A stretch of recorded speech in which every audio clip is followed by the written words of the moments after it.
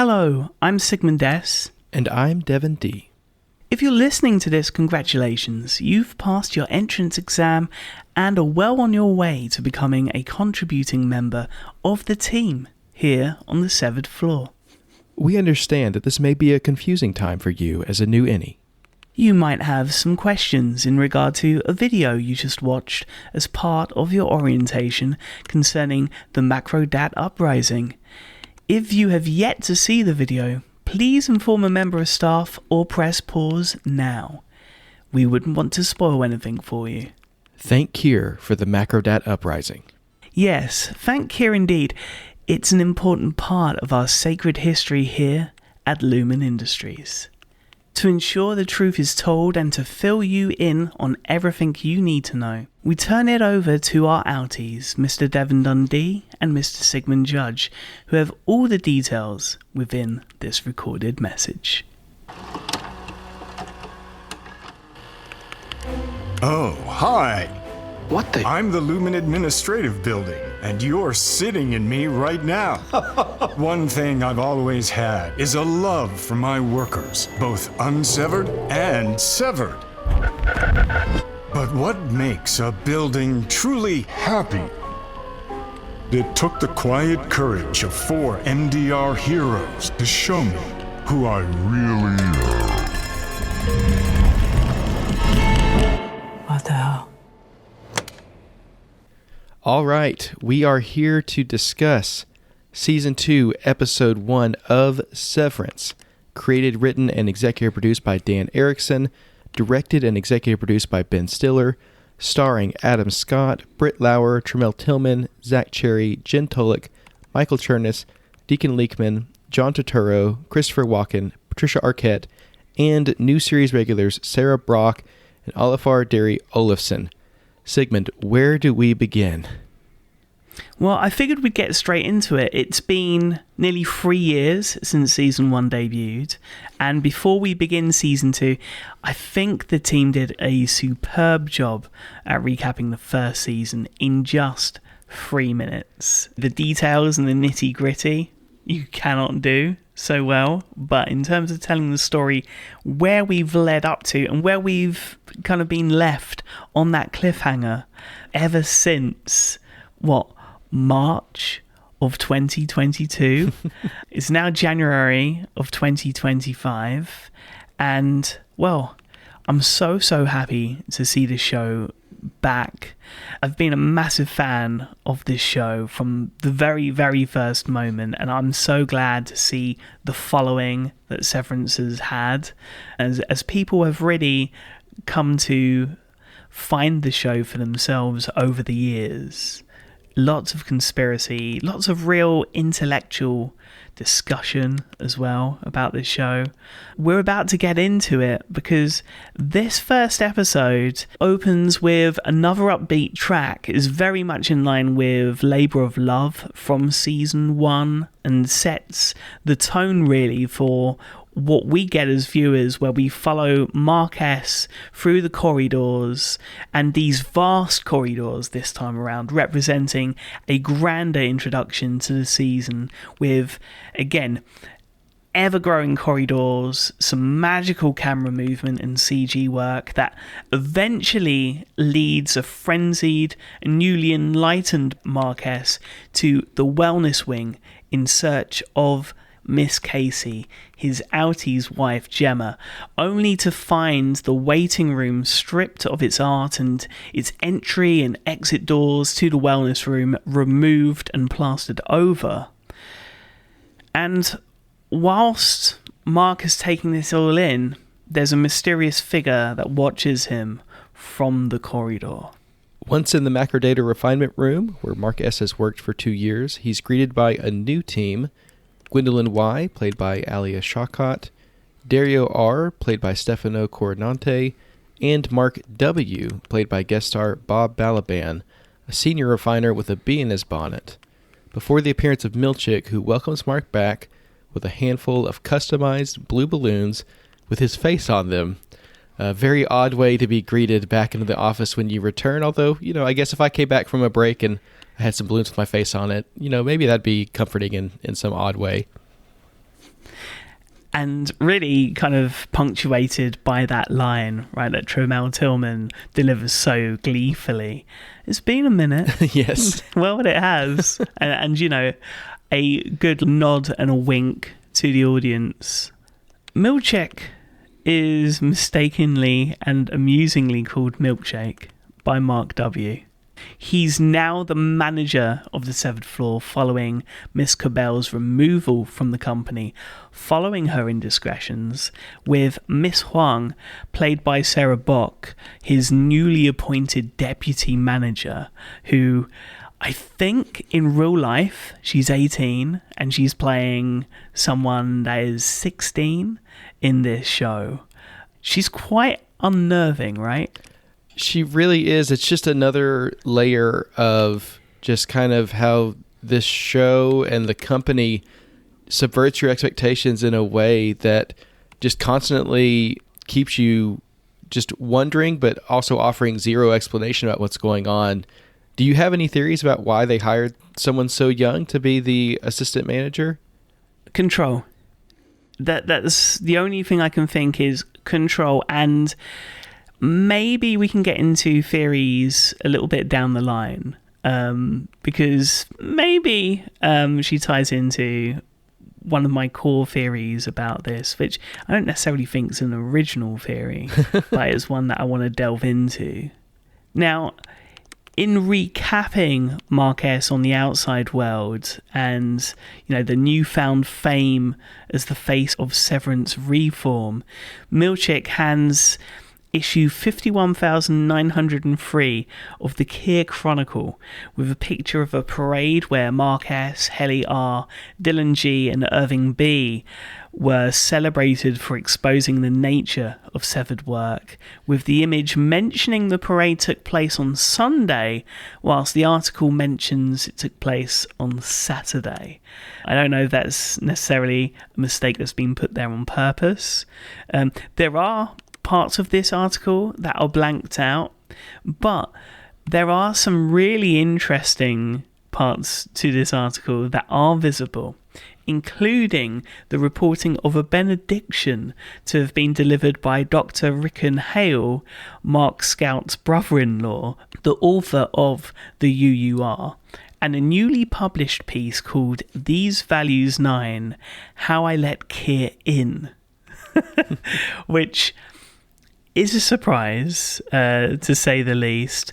Top of the list of reforms that have come to light following the events of the season 1 finale are recreational facilities, sexual liberations, improved snacks, and the possibility for field trips, whilst other details are blanked out by a black marker, as are the headlines and many details for 2 other articles on the same page, including the most recent of 5 burglaries by an individual named only as the Baird Creek Bandit, and another article about a scientific breakthrough at Lumen for recycling plastic waste.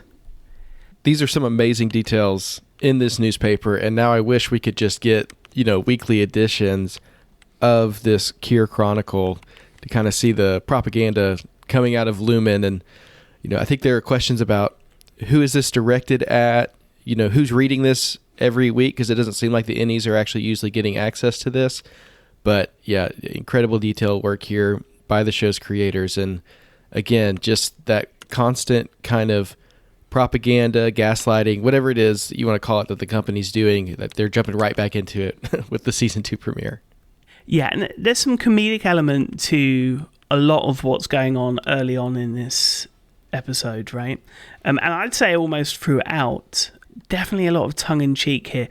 The thing that I loved was the reasoning for Miss Cabell's firing, and that was that they had suspected that Miss Cabell had developed a sexual interest in Mark, both his outie and innie, and had designs of a throuple,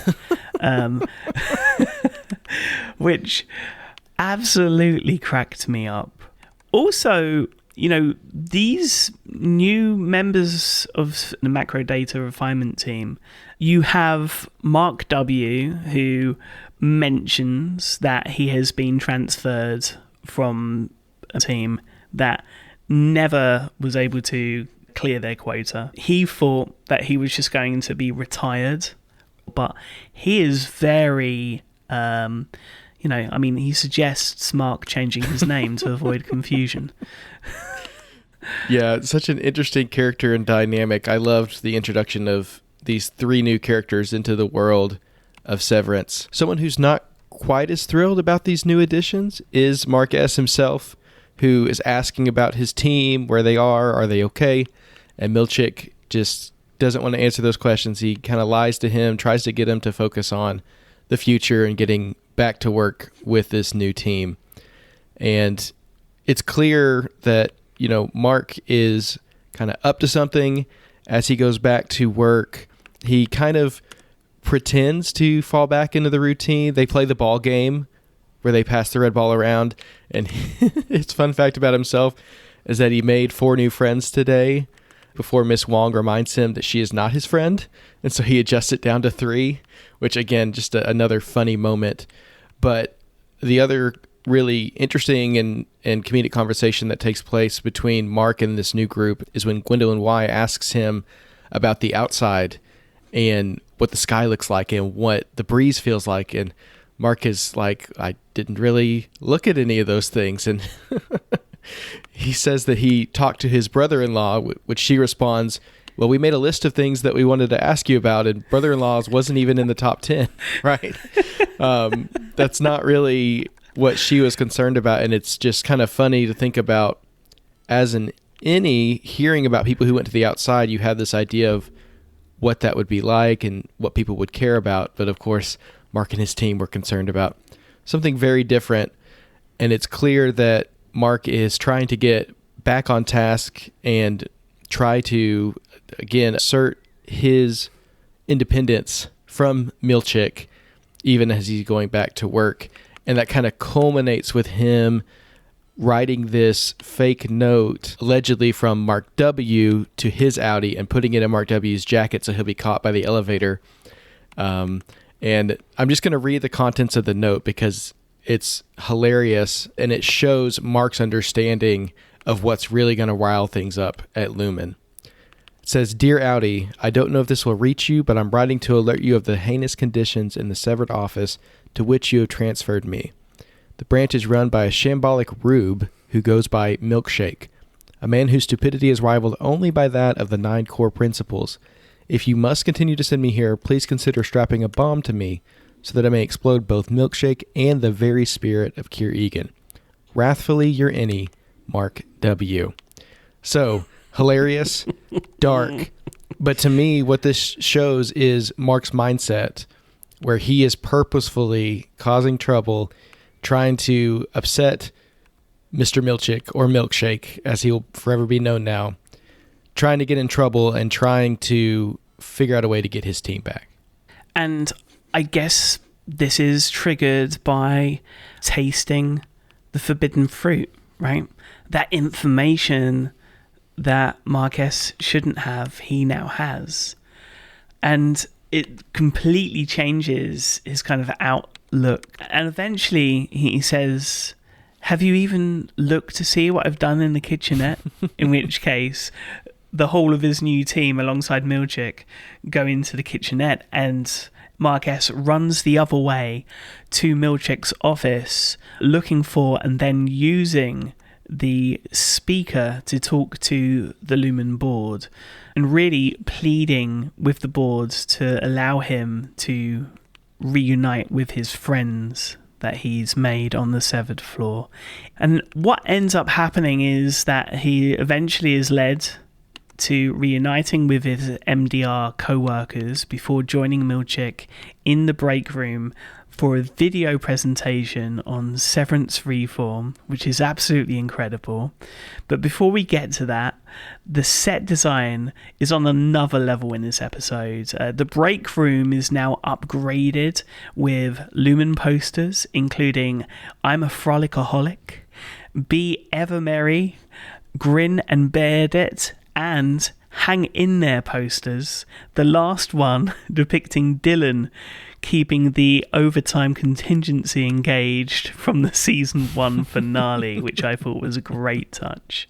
The other thing I really noticed in the break room that I thought was absolutely incredible is the projector they use to show the film. I mean, it just fits into the style of this show so well, right? It's got these 3 giant lenses, one red, one green, one blue. It's totally impractical in terms of actually projecting, probably. I don't know that I've ever seen a projector quite like that. I don't know exactly how it physically works, but it's very cool. And I also just love that image of Milchick standing in front of it as if like nothing's there.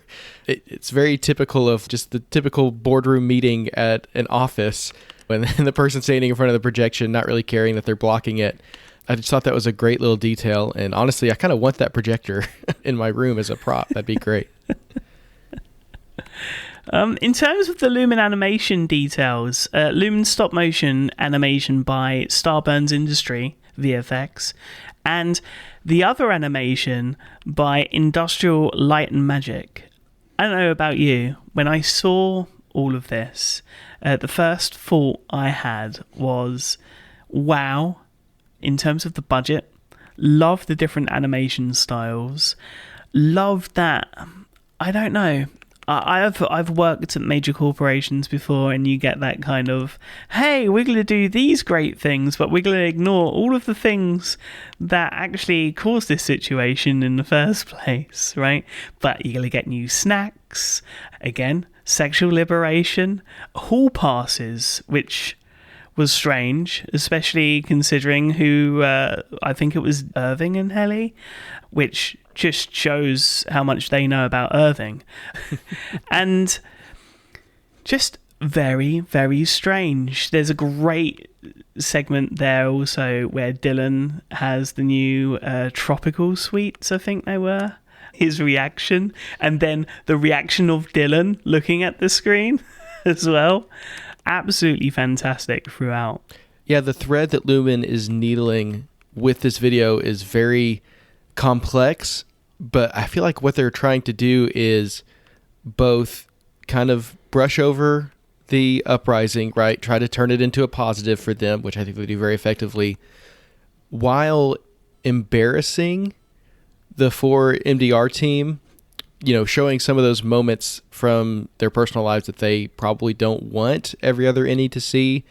And, you know, even like the image of Irving in the mirror room where they're playing that off as a fun thing, but, you know, his body's all distorted. It's just kind of like, well, I wouldn't want to see myself depicted in that way. So again, they're trying to, you know, make peace with these people and turn this into a positive, while at the same time reminding them, hey, we're really the ones in control. So yeah, that video was very effective. And again, just off-putting and unsettling in the way that everything that Lumen does is. And it also just shows, you know, kind of the power that they have to spin this thing and change public perception and internal perception of this event so quickly and so effectively. There was a moment early on in this where, you know, it is introduced by the Lumen administrative building, in which he says, "You're sitting in me right now." Yeah, Dylan kind of looks up at the ceiling like, okay, I didn't know what building we were in right now. Yeah. Or kind of like gross, right? Oh, yeah, that too. It's also noted other activities. Pineapple bobbing is an interesting sport. I feel like that would hurt, trying to catch those spines in your teeth. And, you know, I just don't know if we're going to see a depiction of that in live action, but I just feel like they'd have to have some safety regulations for getting around that. After the video, Milchick informs the team of some other reforms, including the fact that there are no more cameras and microphones, even though they're using recorded footage in the video. So yeah, maybe that practice hasn't completely gone away, or at least they don't seem as sorry for it as they used to be. But Milchick also informs the team that they have until the end of the day to decide whether or not they want to resign.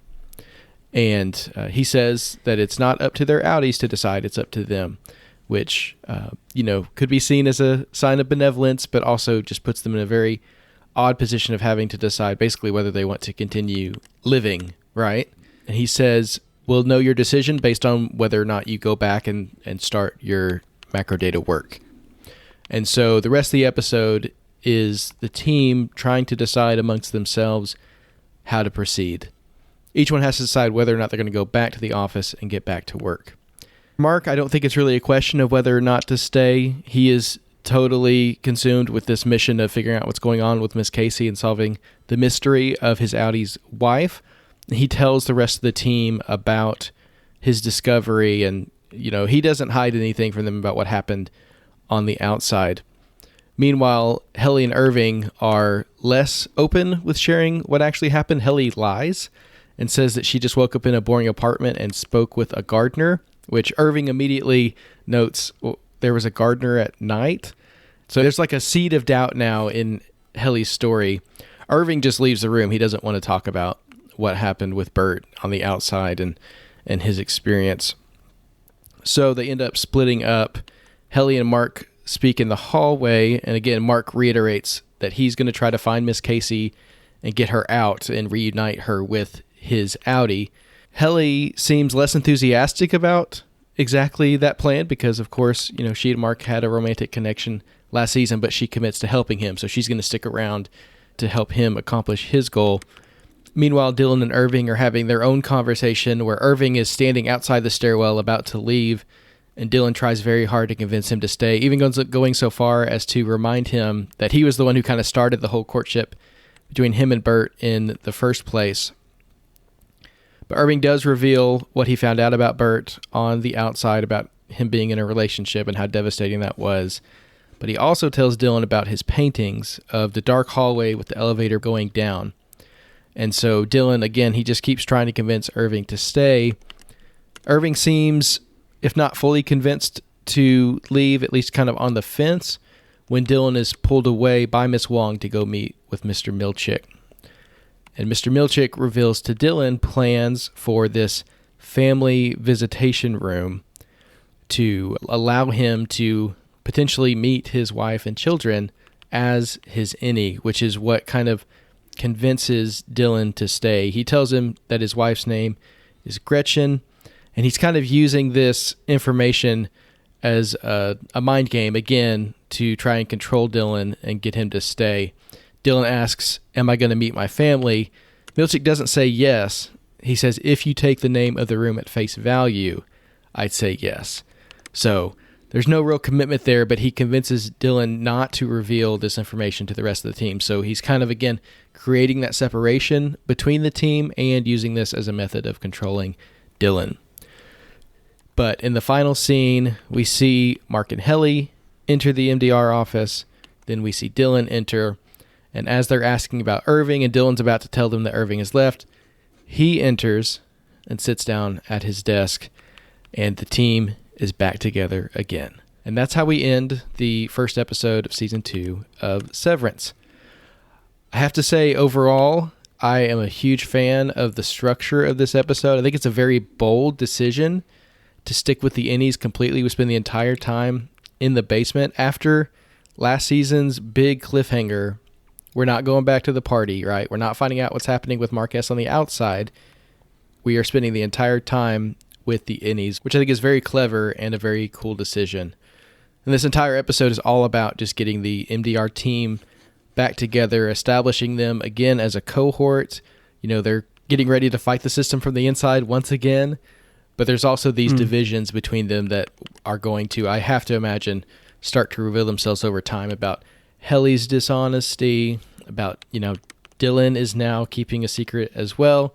Helly seems kind of jealous of Mark's Audie's relationship with Miss Casey, the fact that his wife is alive. That's that's got to be tough information to take in. So there's a lot of unity going on, but there's also a lot of potential division, I think, that they're setting up for throughout the rest of the season. We didn't get a lot of answers in this episode. They've got a whole season to start to spell things out for us. But I certainly do have more questions now, especially concerning Milchick's intentions. He seems to be trying to make things better, maybe in some ways, but he's also, of course, sucked into the Lumen mindset, so there's some misguidedness there. And I really want to know what life is like for everyone's Audies We don't spend any time with them this episode. They spend 5 months not going back to work. Mark is kind of led to believe that everyone else's outies have decided not to come back, but then they all do show back up. So what was the motivation for them to return to work from the outside, right? Are they being offered tons of money? Is it just a work thing? Are they being threatened? We don't really know exactly what's happening with the outies. So I love spending this much time with the innies, but I hope next episode maybe we can get into the outside world and start to unravel some of that too.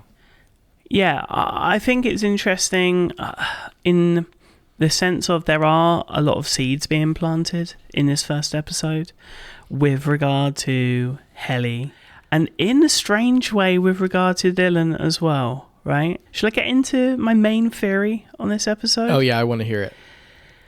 Okay, well, Helly, she tells Mark in their conversation near the end of this episode, they are not the same, before correcting herself and saying, us and the outies are not the same. And speaking for myself, I don't think we owe them shit. Now, this could be jealousy from Helly, or it's not actually Helly R at all, but Helly's outie, Helena Egan, infiltrating the MDR team on behalf of her family's legacy and Lumen Industries. Helly also doesn't quite know where the switch is on the refinement computer at her desk in the final scene. There's a new file. She's now working on Santa Mira, which just so happens to be the location for Invasion of the Body Snatchers, the classic film. And there's some other things that are going on. She is really kind of going out of her way to convince everyone, hey, there aren't microphones in this room. Everything is good. But Dylan says, hey, we'll whisper instead. And I thought that was an interesting thing in the sense of the video that's played in the break room is called Lumen is Listening, right? And there's a sign right behind them as they're all having this secret conversation saying Lumen is listening.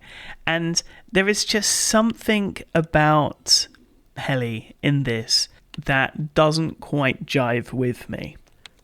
That said, I think this could also be a seed that's being planted to make us not look at who could actually be someone on the inside. And maybe they don't know it themselves. And that's Dylan. And the only reason I say that is because Dylan, beyond the scene in the first season where he's in the closet and he gets to meet his son very briefly, we don't know anything about his outside life. And why is it that Milchick is always dropping hints about his family outside? And is it just manipulation, or do they have some kind of relationship on the outside as well? They're my kind of big theories with regard to the characters. Did you have any kind of suspicion on Helly this episode? I didn't at all until you just said that, and now my mind is kind of racing. I'm like, oh wow, is Helly a plant? That would be a really, really cool turn. Of course, we know her outie is an Egan, and the whole reason she ever came down to the severed floor in the first place was kind of to try to be a positive example to the world of what Severance is and how great it is, which went horrifically wrong in so many ways. So it makes sense that the family wouldn't want to just send her back down there severed, but they could use her as an asset, especially knowing how much Mark cares for her. That is a really interesting theory. I'm going to be keeping an eye out over the coming episodes to see if there's any more hints of that. I mean, other reasons for that also, in the first season, there was a moment where Helly R is self-harming or threatening to self-harm, right, and cut her fingers off. And, we have that video that is rolled out on the TV where she gets to hear from her outie, Helena, who warns her not to. So that could be another reason why they bring Helena down into the severed floor. But it could also be a complete other version where this is Helly, but she's just embarrassed to tell the true story that she is Helena Egan, right? And the things that she found out. Yeah, it's a really interesting idea, and one we're definitely going to have to track. One more reason she might want to conceal her identity is if the rest of the team knows she's an Egan, that could put her in danger if they turn against her, which, you know, would also be a very dark turn, but it's something that could happen. I do want to go back to Miss Wong for just a second, because I think she's such an interesting addition this season. And again, we don't know exactly what's going on with her. She mentions that she was a crossing guard before she came to work at Lumen. Like, okay, like your school crossing guard? Like, were you in high school before this?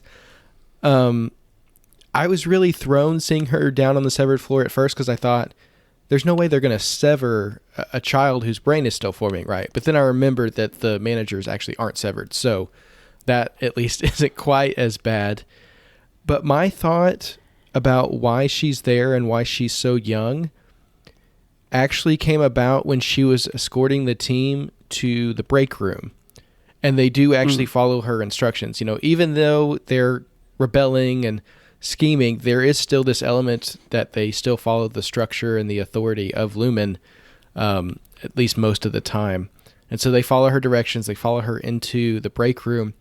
And there's this moment where as they're going into the break room, which of course they believe they're going to be tortured, because that's what usually takes place in the break room, each of them gives her a look before going into the room. And I was reminded of how they treated Milchick when he was the assistant manager, how many times he got attacked and assaulted. Yeah. And it's like, okay, you're not going to fight this little girl who is escorting you to the break room, right? So there's this compassion element as well, I think, that they're trying to engender with her, where she is this authority who can submit you to punishment if she needs to, but she's not threatening enough that you would ever actually harm her. That's kind of my initial theory on why she's there. I like it. And just kind of going back to your initial take on, you know, she's too young to have her brain like severed. This kind of ties into a theory that I have that has spawned from the very last still that we get from Mark S's computer. I paused it. Of course, it's the image of Gemma, otherwise Miss Casey, you know, her innie persona, Mark's deceased wife. And I started to look into this, and I think for the first time I'm really getting to grips with a overall theory that I have for the series, which I hope is revealed. Now, Miss Casey, alongside her visuals, the final image of this episode, are at the bottom 4 boxes that represent the tempers of Keir: woe, dread, frolic, and malice. There's also some other vitals on screen, including heart rate and all sorts of different data, which I was just like trying to piece together until I came up with one where there's a 25 next to the word build. And what I think this is hinting at is that Miss Casey could be within her 25th reanimation, and that maybe Gemma did die, and these people are being used by Lumen for their own means and are continuously being reanimated. That might also be why Bert and Irving have such trauma, at least on Irving's side, and that black hole that he keeps painting on the outside could be an element through the trauma that he's faced, where every time they fall in love, Bert or himself is reanimated.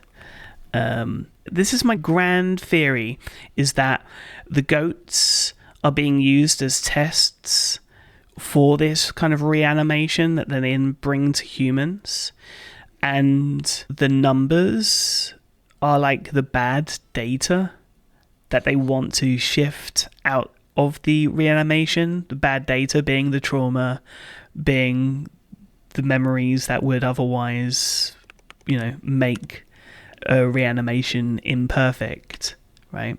Your thoughts? I saw your mouth kind of gape open a couple of times. Yeah, that is quite a theory, especially based on one image. I could definitely see the elements there. I've gone in a very different direction in terms of what I think is going on. And, I think I said last year I thought the data they were refining was like breaking encryption on competitors. But yeah, I like your theory too, and it would be a really interesting direction for the show to go. So I really don't have any idea what's going on. I'm along for the ride. I'm trying to piece together theories as they come, but I don't have quite a grand overall take on it the way that you do. Maybe by the end of the season, I'll have a better idea of what's happening. But regardless, I love this first episode. Really, really happy to be back down on the severed floor, and I can't wait to see what's in store for this season. Yeah. Very much so. And, we got some season 2 hints right at the end, beyond the credits, which, of course, follow an impeccable music choice to end this first episode, God Walked Down by the Allergies. They talk about secrets and the expansion of the world in terms of location and the outie characters.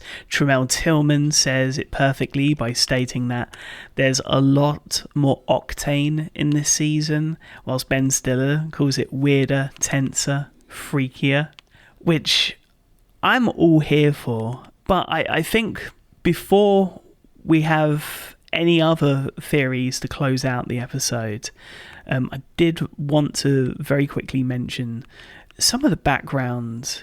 We've talked about the animation already, but, director of photography, Jessica Lee Gagne, the production designer, Jeremy Hindle, editing from Jeffrey Rickman, first AD, Justin Bischoff, second AD, Amanda Cheng, costume design from Sarah Edwards, the visual effects from Alex Lemp, Eric Levin and Sean Findley, with the sound, which I think throughout the first season and now this premiere of season 2, Alison Jackson, incredible sound mixing. And of course, the thing that I think is left to the end, and I think really right up to the moment in which episodes had to start going out to press, VFX editing from Matthew Huber, and the camera work. Just the camera work in this is incredible. Panavision cameras used on this production, and yeah, I personally, Devon, I just cannot wait for the next 9 episodes weekly, and I feel like we could do this every week if we had the time. It's been a lot of fun. We don't usually break down the episodes in quite as much detail, but I enjoyed walking through and talking about each little detail that this team has put together. Really incredible work. I'm sure they have a lot more surprises in store for us for the second season. I hope listeners enjoyed it as well. Of course, if you have any feedback on this format, let us know. We'd love to hear what you think and, of course, how you're enjoying Severance Season 2 as it continues to roll out. Season 2 of Severance continues every week through March 21st on Apple TV Plus across all of your screens. And you can listen to our weekly Apple TV focused podcast, Magic Rays of Light, every Wednesday on MacStories.net, Apple Podcasts, YouTube, or your favourite podcast player of choice. You can also look back in the archive for conversations with Severance composer Fyodor Shapiro and the great Milchek, or should we call him Milkshake now, Tremel Tillman from season 1. Thanks for listening, and until we meet again in the outside world, have a great week.